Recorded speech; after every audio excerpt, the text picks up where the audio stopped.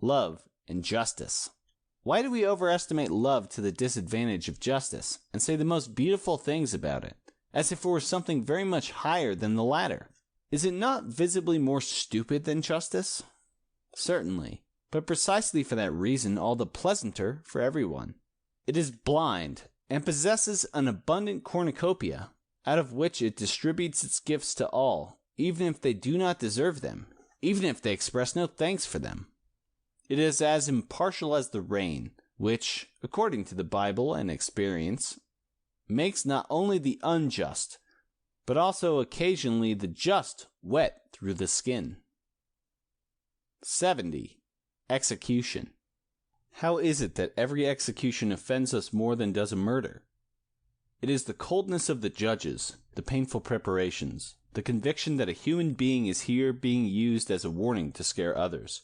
For the guilt is not punished, even if it existed. It lies with educators, parents, surroundings, in ourselves, not in the murderer.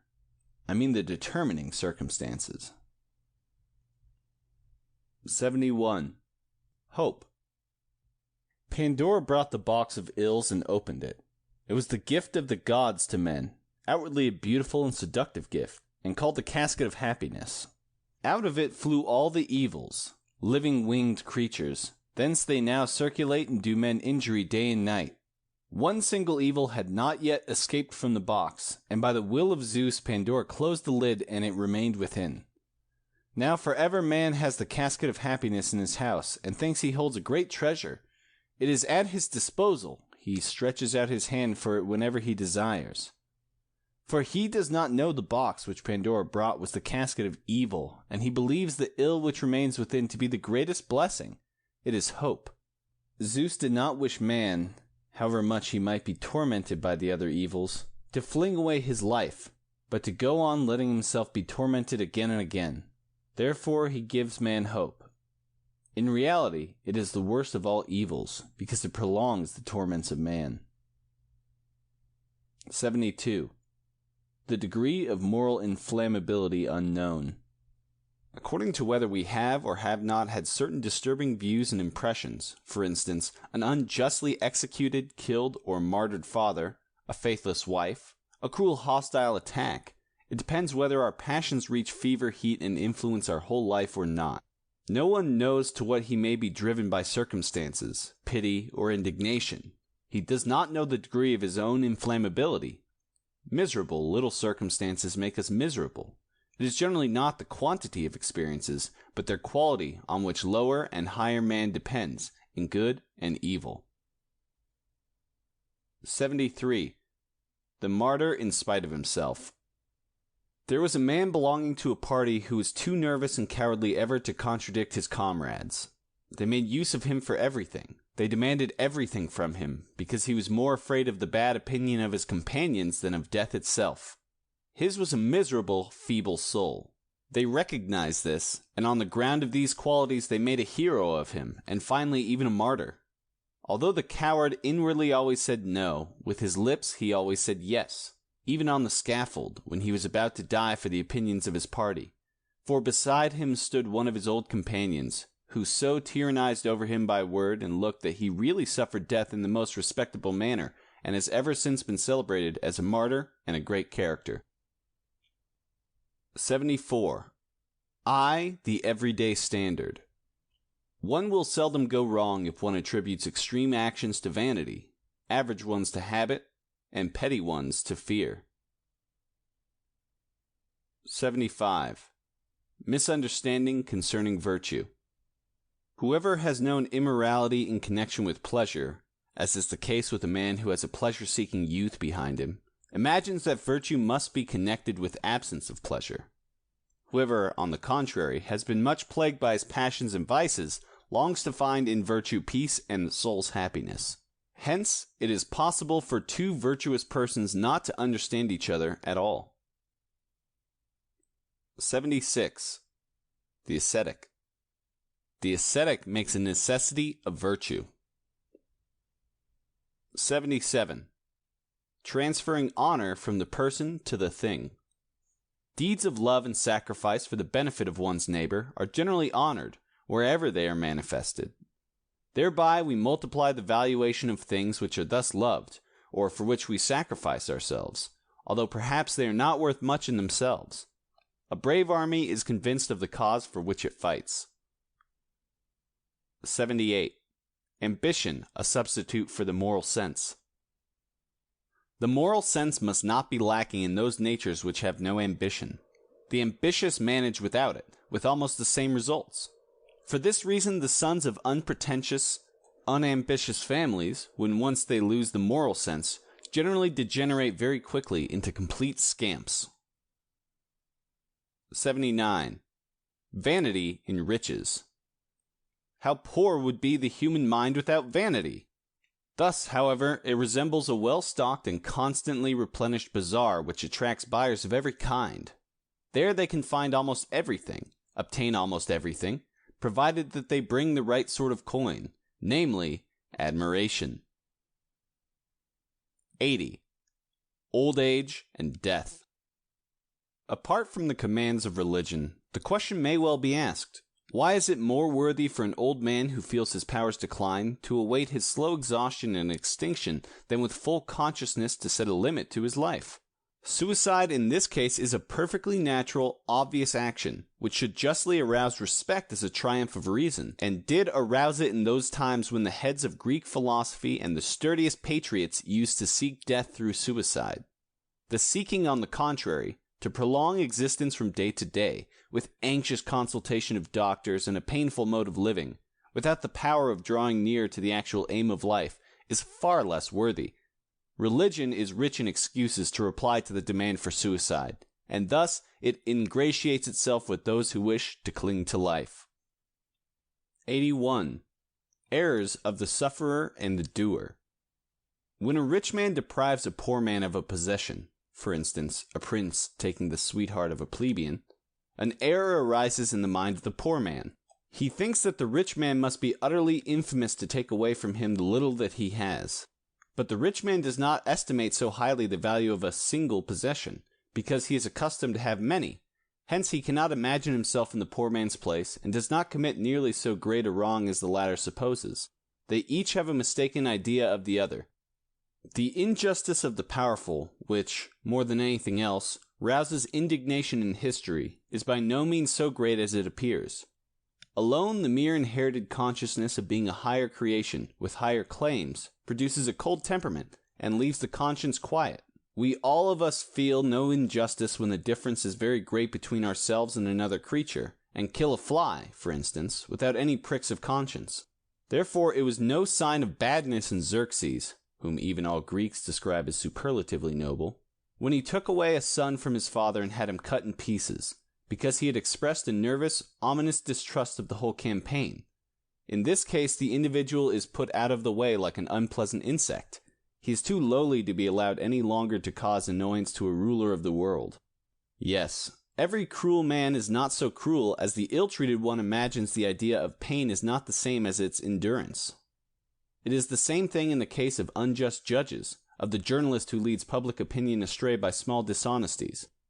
In all these cases, cause and effect are surrounded by entirely different groups of feelings and thoughts, yet one unconsciously takes it for granted that doer and sufferer think and feel alike, and according to this supposition we measure the guilt of the one by the pain of the other.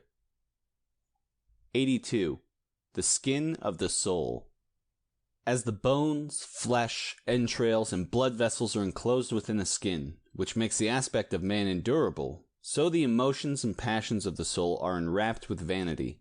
It is the skin of the soul. 83. The sleep of virtue. When virtue has slept, it will arise again all the fresher. 84. The refinement of shame. People are not ashamed to think something foul, but they are shamed when they think these foul things are attributed to them. 85. Malice is rare. Most people are far too much occupied with themselves to be malicious. 86. The tongue in the balance. We praise or blame according as the one or other affords more opportunity for exhibiting our power of judgment.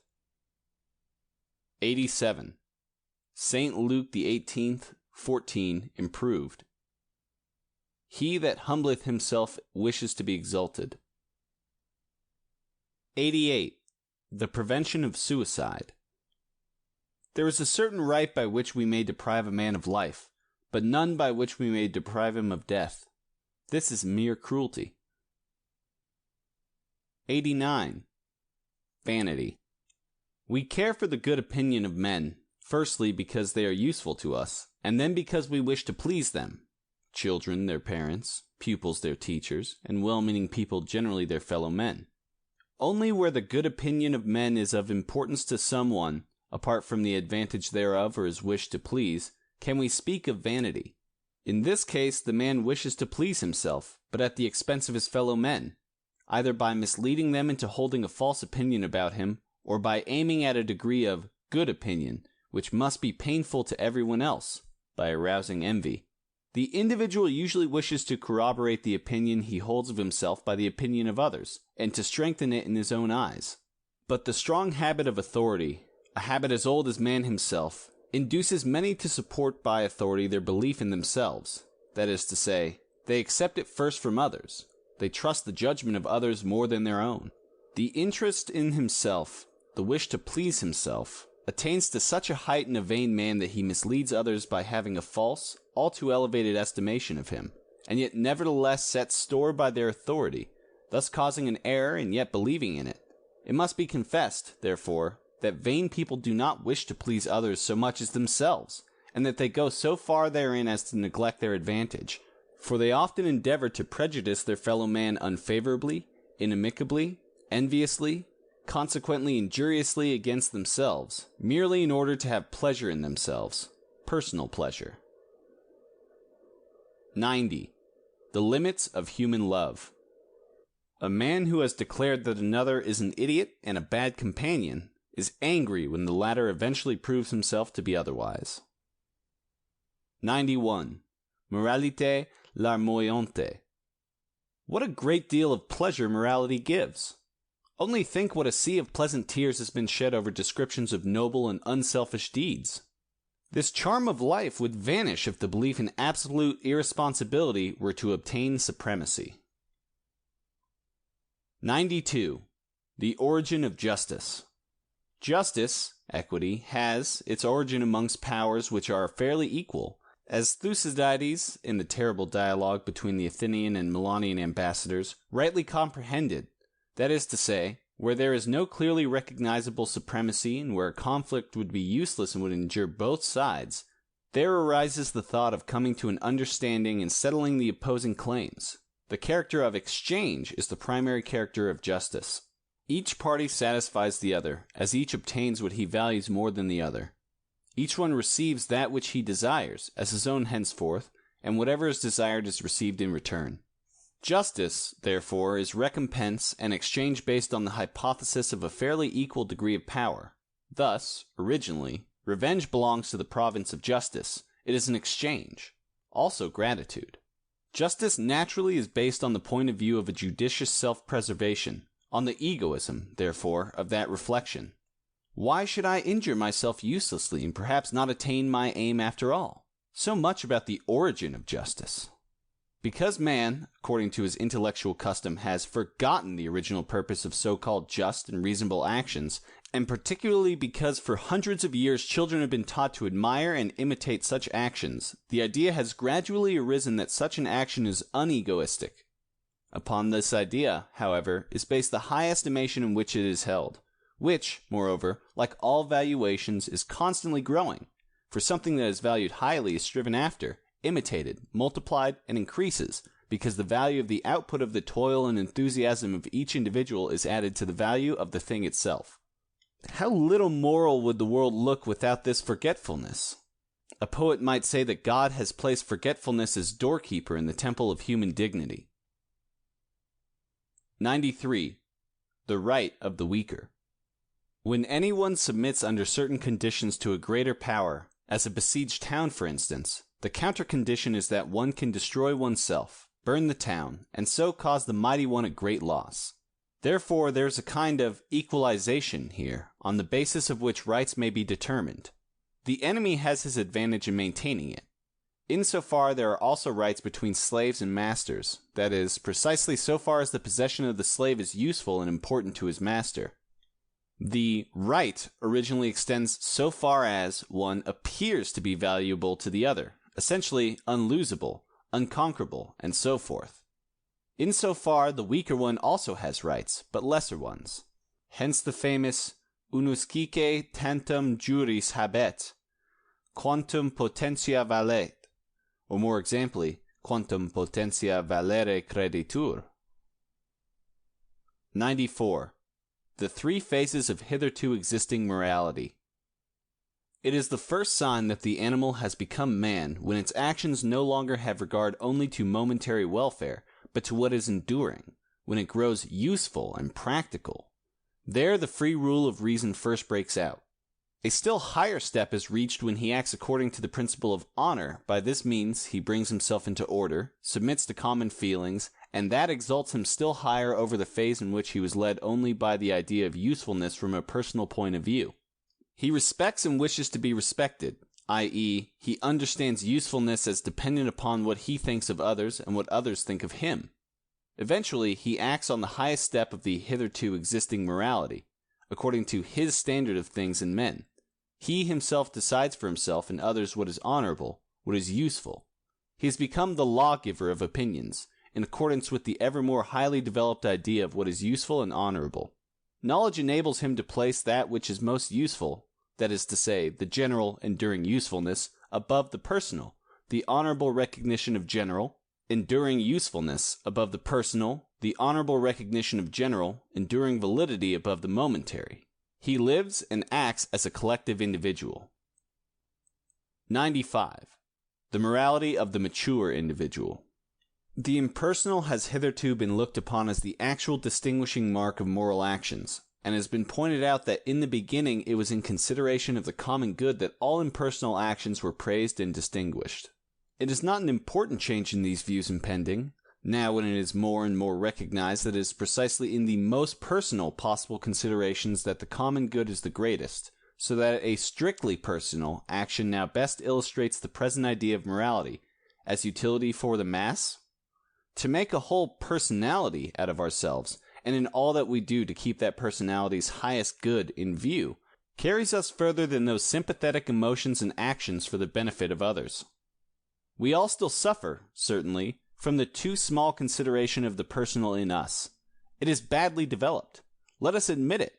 Rather has our mind been forcibly drawn away from it and offered as a sacrifice to the state, to science, or to those who stand in need of help, as if it were the bad part which must be sacrificed. We are still willing to work for our fellow men, but only so far as we find our own greatest advantage in this work, no more and no less. It is only a question of what we understand as our advantage. The unripe, undeveloped, crude individual will understand it in the crudest way. 96. Custom and morality. To be moral, correct, and virtuous is to be obedient to an old established law and custom. Whether we submit with difficulty or willingly is immaterial, enough that we do so. He is called good who, as if naturally, after long precedent, easily and willingly, therefore, does what is right, according to whatever this may be, as, for instance, taking revenge, if to take revenge be considered as right, as amongst the ancient Greeks. He is called good because he is good for something, but as goodwill, piety, consideration, moderation, and such like have come, with the change in manners, to be looked upon as good for something, as useful, the good-natured and helpful have, later on, come to be distinguished specially as good. In the beginning, other and more important kinds of usefulness stood in the foreground. To be evil is to be not moral, immoral. To be immoral is to be in opposition to tradition, however sensible or stupid it may be. Injury to the community, the neighbor being understood thereby, has, however, been looked upon by the social laws of all different ages as being eminently the actual immorality, so that now at the word evil we immediately think of voluntary injury to one's neighbor. The fundamental antithesis which has taught man the distinction between moral and immoral, between good and evil, is not the egoistic and unegoistic, but the being bound to the tradition, law, and solution thereof. How the tradition has arisen is immaterial. At all events without regard to good and evil or any imminent categorical imperative, but above all for the purpose of preserving a community, a generation, an association, a people. Every superstitious custom that has arisen on account of some falsely explained accident creates a tradition, which it is moral to follow. To separate oneself from it is dangerous, but more dangerous for the community than for the individual, because the Godhead punishes the community for every outrage and every violation of its rights, and the individual only in proportion. Now every tradition grows continually more venerable. The farther off lies its origin, the more this is lost sight of. The veneration paid it accumulates from generation to generation. The tradition at last becomes holy and excites awe. And thus, in any case, the morality of piety is a much older morality than that which requires unegoistic actions. 97. Pleasure in traditional custom. An important species of pleasure, and therewith the source of morality, arises out of habit. Man does what is habitual to him more easily, better, and therefore more willingly. He feels a pleasure therein, and knows from experience that the habitual has been tested and is therefore useful. A custom that we can live with is proved to be wholesome and advantageous in contrast to all new and not yet tested experiments. According to this, morality is the union of the pleasant and the useful. Moreover, it requires no reflection. As soon as man can use compulsion, he uses it to introduce and enforce his customs, for in his eyes they are proved as the wisdom of life. In the same way, a company of individuals compels each single one to adopt the same customs. Here the inference is wrong, because we feel at ease with the morality, or at least because we are able to carry on existence with it. Therefore this morality is necessary, for it seems to be the only possibility of feeling at ease. The ease of life seems to grow out of it alone. This comprehension of the habitual as a necessity of existence is pursued even to the smallest details of custom. As insight into genuine causality is very small with lower peoples and civilizations, they take precautions with superstitious fear that everything should go in its same groove. Even where custom is difficult, hard, and burdensome, it is preserved on account of its apparent highest usefulness. It is not known that the same degree of well-being can also exist with other customs, and that even higher degrees may be attained. We become aware, however, that all customs, even the hardest, grow pleasanter and milder with time, and that the severest way of life may become a habit, and therefore a pleasure. 98. Pleasure and social instinct. Out of his relations with other men, man obtains a new species of pleasure in addition to those pleasurable sensations which he derives from himself, whereby he greatly increases the scope of enjoyment. Perhaps he has already taken too many of the pleasures of this sphere from animals, which visibly feel pleasure when they play with each other, especially the mother with her young. Then consider the sexual relations, which make almost every female interesting to a male with regard to pleasure, and vice versa. The feeling of pleasure on the basis of human relations generally makes man better. Joy in common, pleasure enjoyed together is increased. It gives the individual security, makes him good-tempered, and dispels mistrust and envy, for we feel ourselves at ease and see others at ease. Similar manifestations of pleasure awaken the idea of the same sensations, the feeling of being like something. A like effect is produced by common sufferings, the same bad weather, dangers, enemies. Upon this foundation is based the oldest alliance, the object of which is the mutual obviating and averting of a threatening danger for the benefit of each individual, and thus the social instinct grows at a pleasure. 99. The innocent side of so-called evil actions. All evil actions are prompted by the instinct of preservation, or, more exactly, by the desire for pleasure and the avoidance of pain on the part of the individual. Thus prompted, but not evil. To cause pain per se does not exist, except in the brains of philosophers. Neither does to give pleasure per se, pity in Schopenhauer's meaning. In the social condition before the state, we kill the creature, be it ape or man, who tries to take from us the fruit of a tree when we are hungry and approach the tree, as we should still do with animals in inhospitable countries. The evil actions which now most rouse our indignation are based upon the error that he who causes them has a free will, that he had the option, therefore, of not doing us this injury. This belief in option arouses hatred, desire for revenge, spite, and the deterioration of the whole imagination, while we are much less angry with an animal because we consider it irresponsible. To do injury, not from the instinct of preservation, but as requital, is the consequence of a false judgment and therefore equally innocent. The individual can, in the condition which lies before the state, act sternly and cruelly towards other creatures for the purpose of terrifying, to establish his existence firmly by such terrifying proofs of his power. Thus act the violent, the mighty, the original founders of states, who subdue the weaker to themselves. They have the right to do so, such as the state still takes for itself, or rather, there is no right that can hinder this. The ground for all morality can only be made ready when a stronger individual or a collective individual, for instance society or the state, subdues the single individuals, draws them out of their singleness, and forms them into an association. Compulsion precedes morality. Indeed, morality itself is compulsion for a time, to which one submits for the avoidance of pain. Later on it becomes custom, later still, free obedience, and finally almost instinct. Then, like everything long accustomed and natural, it is connected with pleasure, and is henceforth called virtue. 100. Shame. Shame exists everywhere where there is a mystery. This, however, is a religious idea, which was widely extended in the older times of human civilization. Everywhere were found bounded domains to which access was forbidden by divine right, except under certain conditions. At first locally, as, for example, certain spots that ought not to be trodden by the feet or the uninitiated, in the neighborhood of which these latter experienced horror and fear. This feeling was a good deal carried over into other relations, for instance, the sex relations, which, as a privilege and a doiton of riper years, had to be withheld from the knowledge of the young for their advantage, relations for the protection and sanctification of which many gods were invented and were set up as guardians in the nuptial chamber. In Turkish, this room is on this account called harem, sanctuary, and is distinguished with the same name, therefore, that is used for the entrance courts of the mosques. Thus the kingdom is as a center from which radiate power and glory, to the subjects a mystery full of secrecy and shame, of which many after-effects may still be felt among nations which otherwise do not by any means belong to the bashful type. Similarly, the whole world of inner conditions, the so-called soul, is still a mystery for all who are not philosophers, after it has been looked upon for endless ages as a divine origin and as worthy of divine intercourse.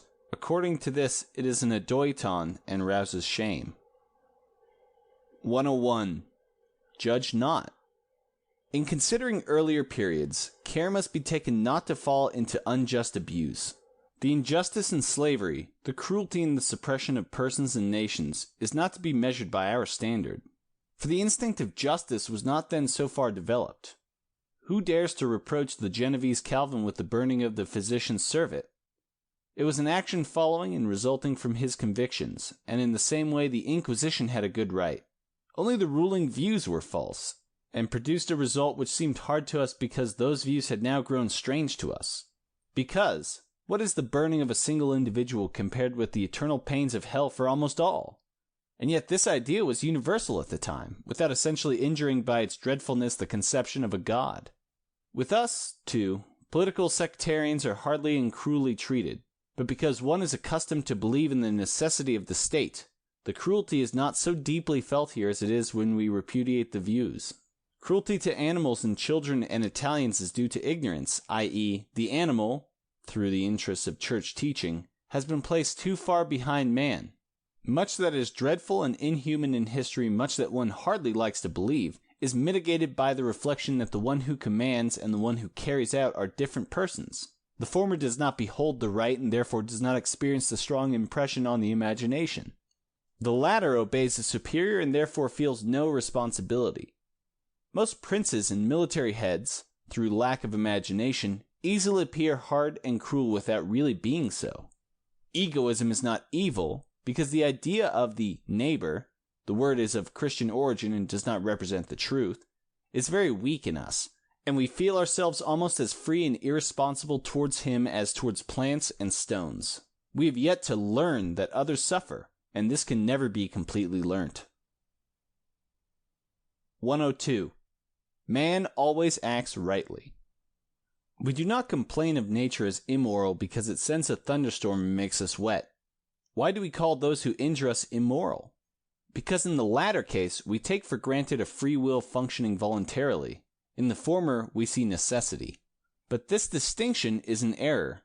Thus, we do not call even intentional injury immoral in all circumstances. For instance, we kill a fly unhesitatingly and intentionally, only because its buzzing annoys us. We punish a criminal intentionally and hurt him in order to protect ourselves and society. In the first case, it is the individual who, in order to preserve himself, or even to protect himself from worry, does intentional injury. In the second case, it is the state. All morals allow intentional injury in the case of necessity, that is, when it is a matter of self-preservation. But these 2 points of view suffice to explain all evil actions committed by men against men. We are desirous of obtaining pleasure or avoiding pain. In any case, it is always a question of self-preservation. Socrates and Plato are right. Whatever man does, he always does well. That is, he does that which seems to him good, useful, according to the degree of his intellect, the particular standard of his reasonableness. 103. The harmlessness of malice. The aim of malice is not the suffering of others in itself, but our own enjoyment. For instance, as the feeling of revenge or stronger nervous excitement. All teasing, even, shows the pleasure it gives to exercise our power on others and bring it to an enjoyable feeling of preponderance. Is it immoral to taste pleasure at the expense of another's pain? Is malicious joy, footnote, this is the untranslatable word schadenfreude, which means joy at the misfortune of others, JMK, end footnote, devilish? As Schopenhauer says, we give ourselves pleasure in nature by breaking off twigs, loosening stones, fighting with wild animals, and do this in order to become thereby conscious of our strength. Is the knowledge, therefore, that another suffers through us, the same thing concerning which we otherwise feel irresponsible, supposed to make us immoral? But if we did not know this, would we not thereby have the enjoyment of our own superiority, which can only manifest itself by the suffering of others, for instance, in teasing? All pleasure, per se, is neither good nor evil. Whence should come the decision that in order to have pleasure ourselves, we may not cause displeasure to others? From the point of view of usefulness alone, that is, out of consideration for the consequences, for possible displeasure, when the injured one or the replacing state gives the expectation of resentment and revenge. This only can have been the original reason for denying ourselves such actions. Pity aims just as little at the pleasure of others as malice at the pain of others per se. For it contains at least 2, perhaps many more, elements of a personal nature, and is so far self-gratification. In the first place as the pleasure of emotion, which is the kind of pity that exists in tragedy, and then, when it impels to action, as the pleasure of satisfaction in the exercise of power. If, besides this, a suffering person is very dear to us, we lift a sorrow from ourselves by the exercise of sympathetic actions. Except by a few philosophers, pity has always been placed very low in the scale of moral feelings, and rightly so. 104. Self-defense. If self-defense is allowed to pass as moral, then almost all manifestations of the so-called immoral egoism must also stand. Men injure, rob, or kill in order to preserve or defend themselves to prevent personal injury. They lie where cunning and dissimulation are the right means of self-preservation. Intentional injury, when our existence or safety, preservation of our comfort, is concerned, is conceded to be moral. The state itself injures, according to this point of view, when it punishes. In unintentional injury, of course, there can be nothing immoral. That is ruled by chance. Is there, then, a kind of intentional injury where our existence or the preservation of our comfort is not concerned? Is there an injuring out of pure malice? For instance, in cruelty? If one does not know how much an action hurts, it is no deed of malice. Thus the child is not malicious towards the animal, not evil. He examines and destroys it like a toy. But do we ever know entirely how an action hurts another? As far as our nervous system extends, we protect ourselves from pain. If it extended farther, to our fellow man, namely, We should do no one an injury, except in such cases as we injure ourselves, where we cut ourselves for the sake of cure, tire, and exert ourselves for the sake of health. We conclude by analogy that something hurts somebody, and through memory and the strength of imagination we may suffer from it ourselves. But still, what a difference there is between toothache and the pain, pity, that the sight of toothache calls forth. Therefore, in injury out of so-called malice the degree of pain produced is always unknown to us, but inasmuch as there is pleasure in the action, the feeling of one's own power, one's own strong excitement, the action is committed in order to preserve the comfort of the individual, and is regarded, therefore, from a similar point of view as defense and falsehood and necessity. No life without pleasure. The struggle for pleasure is the struggle for life.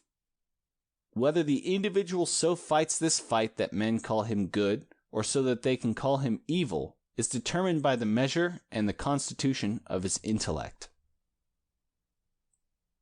105. Recompensing justice.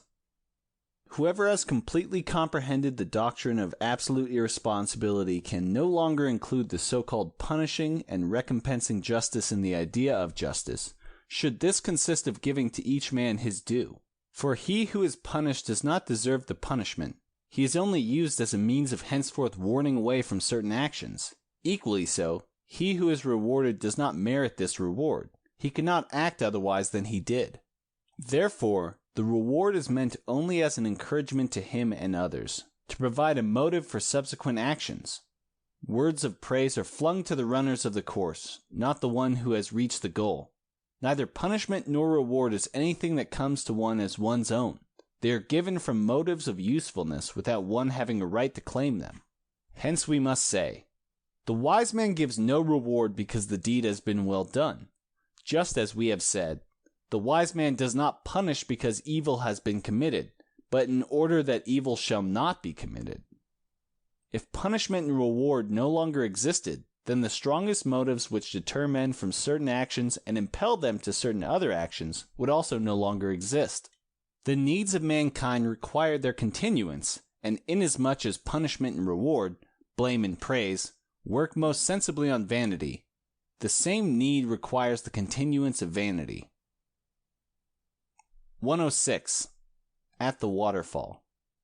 In looking at a waterfall, we imagine that there is freedom of will and fancy in the countless turnings, twistings, and breaking of the waves, but everything is compulsory. Every movement can be mathematically calculated. So it is also with human actions. One would have to be able to calculate every single action beforehand if one were all-knowing. Equally so all progress of knowledge, every error, all malice. The one who acts certainly labors under the illusion of voluntariness. If the world's wheels were to stand still for a moment and an all-knowing, calculating reason were there to make use of this pause, it could foretell the future of every creature to the remotest times and mark out every track upon which that wheel would continue to roll. The delusion of the acting agent about himself, the supposition of a free will, belongs to this mechanism which still remains to be calculated. 107. Irresponsibility and innocence. The complete irresponsibility of man for his actions and his nature is the bitterest drop which he who understands must swallow, if he was accustomed to see the patent of nobility of his humanity in responsibility and duty. All his valuations, distinctions, disinclinations are thereby deprived of value and become false. His deepest feeling for the sufferer and the hero was based on an error. He may no longer either praise or blame, for it is absurd to praise and blame nature and necessity. In the same way as he loves a fine work of art, but does not praise it, because it can do nothing for itself. In the same way he regards plants, so must he regard his own actions and those of mankind. He can admire strength, beauty, abundance in themselves, but must find no merit therein. The chemical progress and the strife of the elements, the torments of the sick person who thirsts after recovery, are all equally as little merits as those struggles of the soul in states of distress in which we are all torn hither and thither by different impulses until we finally decide for the strongest, as we say, but in reality it is the strongest motive which decides for us. All these motives, however, whatever fine names we may give them, have all grown out of the same root, in which we believe the evil poisons to be situated. Between good and evil actions there is no difference of species, but at most of degree. Good actions are sublimated evil ones. Evil actions are vulgarized and stupefied good ones. The single longing of the individual for self-gratification, together with the fear of losing it, satisfies itself in all circumstances. Man may act as he can, that is, as he must, but it in deeds of vanity, revenge, pleasure, usefulness, malice, cunning, be it in deeds of sacrifice, of pity, of knowledge. The degrees of the power of judgment determine whither anyone lets himself be drawn through this longing.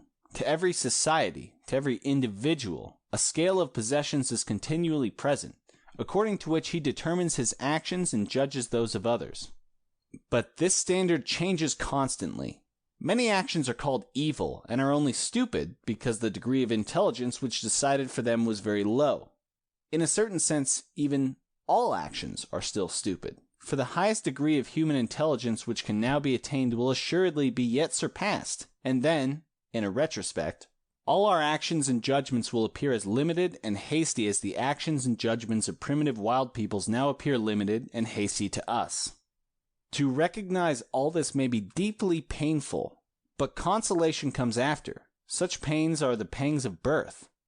The butterfly wants to break through its chrysalis. It renders and tears it, and is then blinded and confused by the unaccustomed light, the kingdom of liberty. In such people as are capable of such sadness, and how few are, the first experiment made is to see whether mankind can change itself from a moral into a wise mankind. The sun of a new gospel throws its rays upon the highest point in the soul of each single individual. Then the mists gather thicker than ever, and the brightest light and the dreariest shadow lie side by side. Everything is necessity, so says the new knowledge, and this knowledge itself is necessity.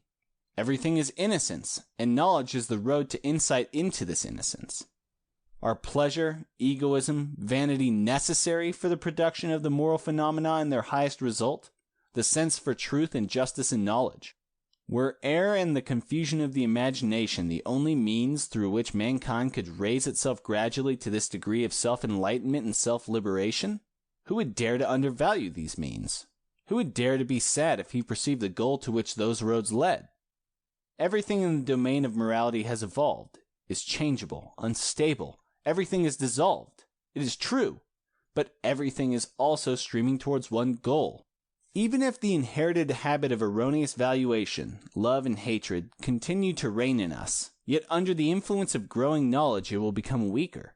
A new habit, that of comprehension, of not loving, not hating, of overlooking, is gradually implanting itself in us upon the same ground, and in thousands of years will perhaps be powerful enough to give humanity the strength to produce wise, innocent, consciously innocent, men, as it now produces unwise, guilt-conscious men.